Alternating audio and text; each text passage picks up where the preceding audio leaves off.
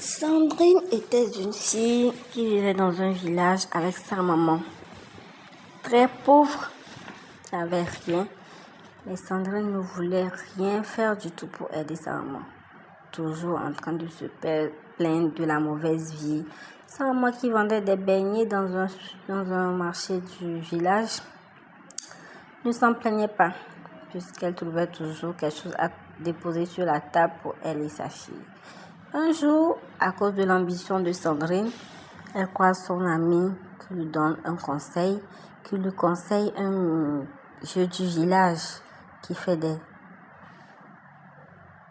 qui donne de la richesse, qui fait de bonnes choses, qui rend les gens riches facilement. Comme Sandrine. Sandrine aimait une vie facile. Elle rêvait de beaucoup d'argent, de beaucoup de choses, mais ne voulait pas faire un travail concret. Alors elle se rend chez le féticheur du village, le féticheur qui lui demanda d'amener la tête de sa maman pour un rituel.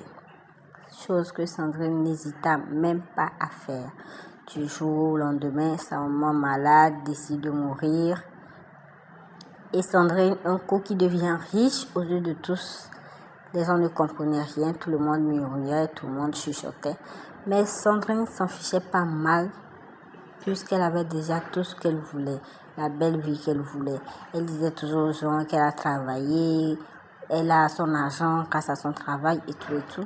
Sandrine ne se faisait même pas du mal à afficher sa richesse, à se balader dans la grande ville, à se prendre un grand appartement, à rouler dans une belle voiture, à se faire voir par les villageois.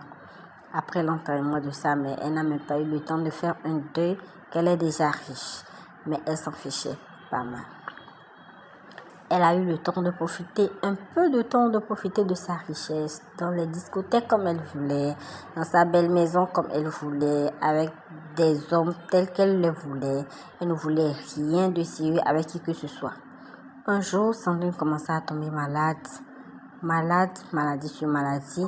Sa maladie s'aggrava tellement qu'un jour sa mère apparut pour lui dire: Sandrine, tu vis ma vie. Tu m'as tuée, mais voilà, aujourd'hui tu n'es pas heureuse. Je te pardonne quand même. Actuellement, tu vis ma fin. J'aurais dû mourir ainsi, mais voilà, aujourd'hui tu vis ce que j'aurais dû subir. Je te laisse, Sandrine, avec ta conscience. Et Sandrine, qui tout à coup devient très pauvre. N'hésitez pas à vous abonner et à partager. Merci.